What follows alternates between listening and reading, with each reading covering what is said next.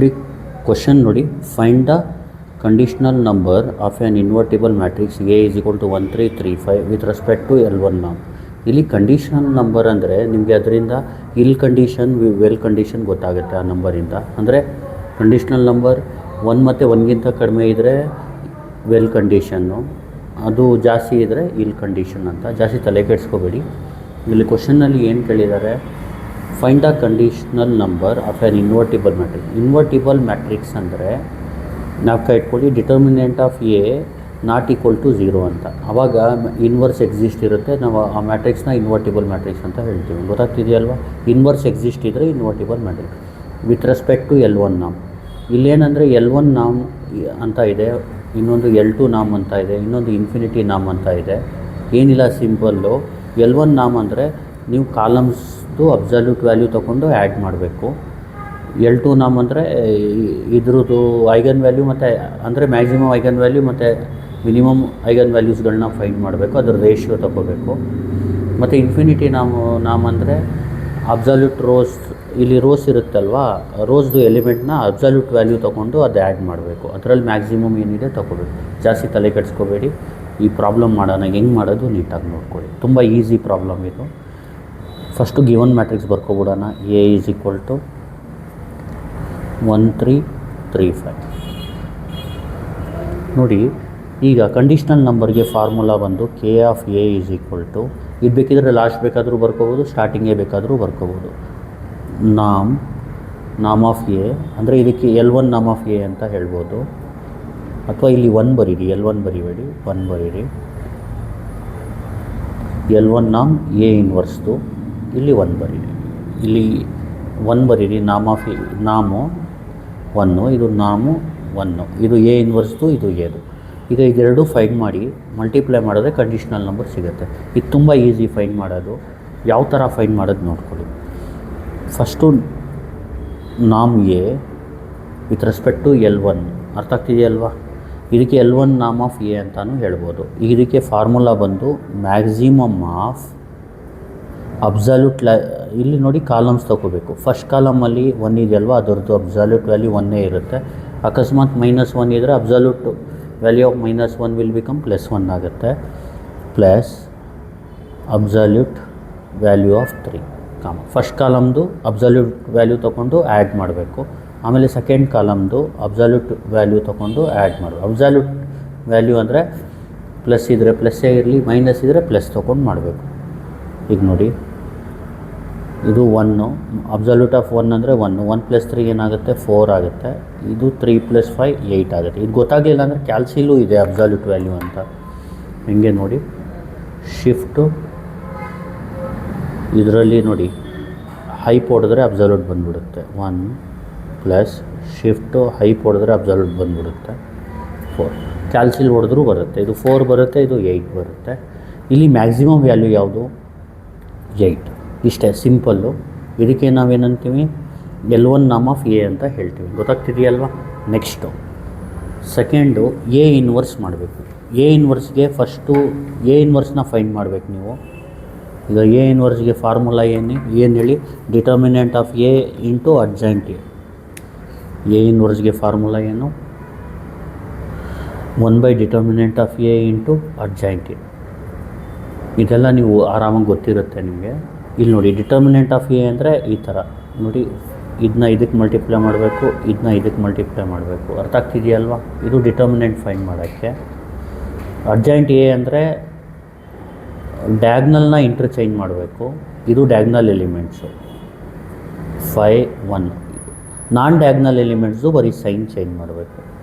Determinant ಯಾವ ಥರ, determinant of A ಬಂದು 1 × 5 - 3 × 3. ಇದು ರಫ್ ವರ್ಕು ಬರೆಯೋಕ್ಕೆ ಹೋಗ್ಬೇಡಿ, ನಿಮ್ಮ ರೆಫರೆನ್ಸ್ಗೆ ಬರೀತಾ ಇದ್ದೀನಿ ಅಷ್ಟೇ. ಗೊತ್ತಾಗ್ತಿದೆಯಲ್ವಾ? ಡಿಟರ್ಮಿನೆಂಟ್ ಎ ಅಂದರೆ ಇದು ಪ್ಲಸ್ ಇಟ್ಕೋಬೇಕು, ಇಲ್ಲಿ ಮೈನಸ್. ಇದನ್ನ ಇದಕ್ಕೆ ಮಲ್ಟಿಪ್ಲೈ ಮಾಡೋದು. ಗೊತ್ತಾಗ್ತಿದೆಯಲ್ವಾ? ಡಿಟರ್ಮಿನೆಂಟ್ ಆಫ್ ಎ ಅಂದರೆ 1 × 5 - 3 × 3. ಅಡ್ಜಾಯಿಂಟ್ ಎ ಯಾವ ಥರ ಅಂದರೆ ಡಯಾಗ್ನಲ್ನ ಇಂಟರ್ಚೇಂಜ್ ಮಾಡಬೇಕು. ಈ ಡಯಾಗ್ನಲ್ ಎಲಿಮೆಂಟ್ನ ಕೆಳಗಡೆ ಬರೀಬೇಕು, ಈ ಡಯಾಗ್ನಲ್ ಎಲಿಮೆಂಟ್ನ ಮೇಲ್ಗಡೆ ಬರೀಬೇಕು. ಆಮೇಲೆ ಇದ್ರದ್ದು ಸೈನ್ ಚೇಂಜ್ ಮಾಡಬೇಕು. +3 ಇದ್ದರೆ -3, ಆ ಥರ. ಗೊತ್ತಾಗ್ತಿದೆಯಲ್ವಾ? -3 ಇದ್ದರೆ +3. ಈಗ ನೋಡಿ, ಫಸ್ಟ್ ಏನು ಮಾಡೋಣ, ಡಿಟರ್ಮಿನೆಂಟ್ ಆಫ್ ಎ ಮಾಡ್ಕೊಳ್ಳೋಣ. Determinant of A is equal to determinant of 1 3 3 5. ಇದೇನಾಗುತ್ತೆ, 1 × 5 5 ಮೈನಸ್ 3 3s are 9. ಇದೇನಾಗುತ್ತೆ, 5 - 9 ಅಂದರೆ -4 ಆಗುತ್ತೆ. ಏನಾಗುತ್ತೆ, -4. ಇದು ಡಿಟರ್ಮಿನೆಂಟ್ ಆಫ್ ಎ. ಆಮೇಲೆ ಅಡ್ಜಾಯಿಂಟ್ ಎ ಮಾಡೋದು ಯಾವ ಥರ ನೋಡ್ಕೊಳ್ಳಿ. ಅಡ್ಜಾಯಿಂಟ್ ಎಗೆ ಇದನ್ನ ಇಂಟರ್ಚೇಂಜ್ ಮಾಡ್ಕೊಳ್ಳಿ. ಇಲ್ಲಿ ಮೇಲ್ಗಡೆ 5 ಬರೀರಿ, ಕೆಳಗಡೆ 1 ಬರೀರಿ. ಇದ್ರದ್ದು ಸೈನ್ ಚೇಂಜ್ ಮಾಡ್ಕೊಳ್ಳಿ. +3 ಇದೆ, -3. ಇಲ್ಲೂ +3 ಇದ್ದರೆ -3. ಅರ್ಥ ಆಗ್ತಿದೆಯಲ್ವಾ? ಈಗ ಅಡ್ಜಾಯಿಂಟ್ ಎ ಇನ್ವರ್ಸ್ ಅಂದರೆ ಏನು, one by determinant of A into adjoint A. One by determinant of A into adjoint. ಇಲ್ಲಿ ಏನು ಮಾಡಬೇಕು, A inverse is 1/ what is determinant of A, -4. Adjoint A ಏನು, 5 - 3 -3 1. ಇದು ಅಡ್ಜಾಯಿಂಟ್ ಎ. ಈಗ ನೆಕ್ಸ್ಟ್ ಏನು ಮಾಡಬೇಕಂದ್ರೆ, ನೀವು ಇದನ್ನ ಡಿವೈಡ್ ಮಾಡ್ಕೋಬೇಕು. ಇದೇನಾಗುತ್ತೆ, A inverse is equal to ಅಂದರೆ 1/-4 ಇಂಟು 5 ಮಾಡ್ಕೋಬೇಕು. ಕ್ಯಾಲ್ಸಿಲ್ ಬೇಕಾದರೂ ಮಾಡ್ಕೊಳ್ಳಿ. 1/-4 ಇಂಟು 5 ಅಂದರೆ -5/4 ಆಗುತ್ತೆ. 1/-4 ಇಂಟು 3 ಅಂದರೆ ಮೈನಸ್ ಕ್ಯಾನ್ಸಲ್ ಆಗಿ 3/4 ಆಗುತ್ತೆ. ಇದು 3/4 ಆಗುತ್ತೆ. ಇದು -1/4 ಆಗುತ್ತೆ. ಇದು ಎ ಇನ್ವರ್ಸ್ ಆಯಿತು. ಗೊತ್ತಾಗ್ತಿದೆಯಲ್ವ? ಎ ಇನ್ವರ್ಸ್ನ ನೋಡಿ ಕ್ಯಾಲ್ಸಿಲು ಫೈಂಡ್ ಮಾಡ್ಬೋದು. ಯಾವ ಥರ ಅಂದರೆ, ಮೋಡ್ ಹೊಡೀರಿ, ಅದರಲ್ಲಿ ಮ್ಯಾಟ್ರಿಕ್ಸ್ 6ಗೆ ಹೋಗಿ, ಅದರಲ್ಲಿ 1ಗೆ ಹೋಗಿ 2 × 2, 2 × 2ಗೆ ಹೋಗಿ 5, ಅದರಲ್ಲಿ ಹೊಡೀರಿ. ಏನಿದೆ, ಎ ಏನು, 1 3 3 5, 1 3 3 5 ಹೊಡೆದ್ಬಿಟ್ಟು ಎ ಸಿ ಹೊಡೀರಿ. ಎ ಸಿ ಹೊಡೆದ ಮೇಲೆ ಏನು ಮಾಡಿ, ಶಿಫ್ಟು 4 3 ಇನ್ವರ್ಸ್ ಹೊಡೀರಿ. -5/4 ನೋಡಿ, ಇಲ್ಲಿ ಕಾಣಿಸ್ತಾ ಇದೆ -5/4, 3/4 ಇಲ್ಲಿ ತೋರಿಸುತ್ತೆ 3/4 -1/4 ನೋಡಿ. ಇದಾದಮೇಲೆ ಇದ್ರದ್ದು ನಾಮ್ ಫೈಂಡ್ ಮಾಡಬೇಕು, L1 ನಾಮ್. L1 ನಾಮ್ ಆಫ್ ಎ ಇನ್ವರ್ಸ್ಗೆ ಏನು ಫಾರ್ಮುಲಾ ಅಂದರೆ, ಅದನ್ನ ಡಿನೋಟ್ ಮಾಡೋದು ಈ ಥರ, is equal to maximum of absolute value of -5/4 plus absolute values of column elements ಮತ್ತು ಆ್ಯಡ್ ಮಾಡಬೇಕು. ಕಾಲಮ್ ಎಲಿಮೆಂಟ್ಸ್ ಅಬ್ಸಲ್ಯೂಟ್ ವ್ಯಾಲ್ಯೂ ತೊಗೊಂಡು ಆ್ಯಡ್ ಮಾಡಬೇಕು. ಫಸ್ಟ್ ಕಾಲಮ್ ಇತ್ತು, ಈಗ ಸೆಕೆಂಡ್ ಕಾಲಮ್. 3/4 ಪ್ಲಸ್ -1/4. ಈಗ ನೋಡಿ, ಶಿಫ್ಟು ಅಬ್ಸಲ್ಯೂಟ್ ಇಲ್ಲಿ ನೋಡಿ ಕ್ಲಿಯರ್ ಮಾಡ್ಕೊಳ್ಳಿ. ಶಿಫ್ಟು 9 3 ಈಕ್ವಲ್ ನೋಡಿ, ಶಿಫ್ಟು ಅಬ್ಸಲ್ಯೂಟು -5/4 ಎಷ್ಟು ಬರುತ್ತೆ, 5/4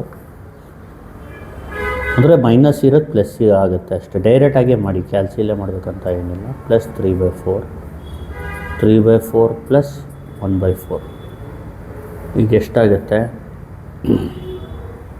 5/4 ಪ್ಲಸ್ 3/4 2, ಅದು 1 ಆಗುತ್ತೆ. Maximum value 2, 3/4 plus 1/4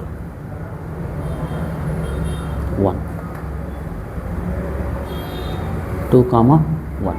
ಗೊತ್ತಾಗ್ತಿದೆಯಲ್ವಾ? ಇಲ್ಲಿ ನೋಡಿ, ಇದರಲ್ಲಿ ಮ್ಯಾಕ್ಸಿಮಮ್ ವ್ಯಾಲ್ಯೂ ಯಾವುದು, 2.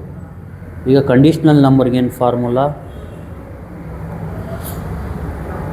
K of A is equal to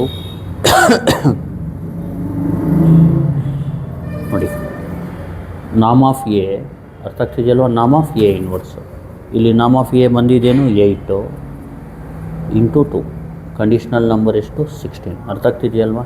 conditional number ಜಾಸ್ತಿ ಬಂದಿದ್ದರೆ ಅದಕ್ಕೆ ಇಲ್ ಕಂಡೀಷನ್ ಅಂತೀವಿ. ಇದಕ್ಕೆ ಇಲ್ ಕಂಡೀಷನ್ನು. ಯಾಕಂದರೆ ಸೊಲ್ಯೂಷನ್ ಇಲ್ಲಿ ಏನಾಗುತ್ತೆ ಅಂದರೆ, ತುಂಬ ಸ್ವಲ್ಪ ವೇರಿ ಮಾಡಿದ್ರು ನಿಮಗೆ ಮ್ಯಾಟ್ರ್ ಆಗುತ್ತೆ ಅಂತ. ಗೊತ್ತಾಗ್ತಿದೆಯಲ್ವ? ಸೊಲ್ಯೂಷನ್ನು ವೇರಿ ಆಗುತ್ತೆ, ತುಂಬ ಡ್ರಾಸ್ಟಿಕ್ ಚೇಂಜ್ ಆಗುತ್ತೆ ಅಂತ. ಗೊತ್ತಾಗ್ತಿದೆಯಲ್ವ? ವೆಲ್ ಕಂಡೀಷನ್ ಅಂದರೆ ನೀವು ಸ್ವಲ್ಪ ಚೇಂಜ್ ಮಾಡಿದ್ರು ಎ ವ್ಯಾಲ್ಯೂನ, ಅಂದರೆ ಎಕ್ಸಾಂಪಲ್ ಎಲ್ಲಿ 1.001 5.001 ಮಾಡಿದ್ರು, ಆ ಥರ ಸ್ವಲ್ಪ ಏನಾದರೂ ಚೇಂಜ್ ಮಾಡಿದ್ರು ನಿಮಗೆ ಸೊಲ್ಯೂಷನ್ ಏನಿರುತ್ತೆ, ಅರ್ಥಾತ್ AX=B ಥರ ಇದಕ್ಕೆ ಮಾಡಿದ್ರೆ ಸೊಲ್ಯೂಷನ್ ಡ್ರಾಸ್ಟಿಕ್ ಚೇಂಜ್ ಇರುತ್ತೆ. ಇದ್ರದ್ದು ಸೊಲ್ಯೂಷನ್ ಸಿಗೋದು ಅದಕ್ಕೂ ಸೊಲ್ಯೂಷನ್ ಸಿಗೋದು ತುಂಬ ವೇರಿಯೇಷನ್ಸ್ ಇರುತ್ತೆ ಅಂತ ಜಾಸ್ತಿ ತಲೆ ಕೆಡಿಸ್ಕೋಬೇಡಿ. ಈಗ ಕ್ವಶನ್ನಲ್ಲಿ ನಿಮ್ಗೇನು ಕೇಳಿದ್ದಾರೆ ಅದು ಆನ್ಸರ್ ಹೆಂಗೆ ಮಾಡೋದು ನೀಟಾಗಿ ನೋಡ್ಕೊಳ್ಳಿ. ಫಸ್ಟು ಕಂಡೀಷ್ನಲ್ ನಂಬರ್ ಕೇಳಿದ್ದಾರೆ.